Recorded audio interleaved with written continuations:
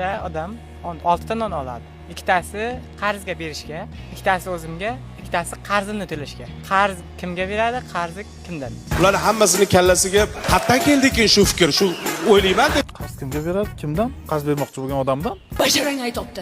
Sani kelajaging yo'q. Yo qarang, 6 ta non oladi. Ikkitasi o'ziga, ikkitasini qarziga beradi.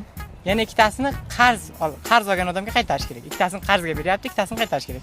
O'sha odamlar kim? Ke gadayu padayu jarini varini parini issiq sovuq. O'sha odamlar kim?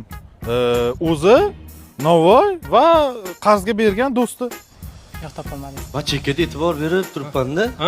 Qo'lingni uydingmi-san? Xo'p, o'zi savdogarmi, olib sotarmi? Olib sotib, boyagi sotib olgan odamga ham qaytarib, o'ziga ham olyapti. Yo'q, oddiy sizga o'xshagan odam. Oddiy odam.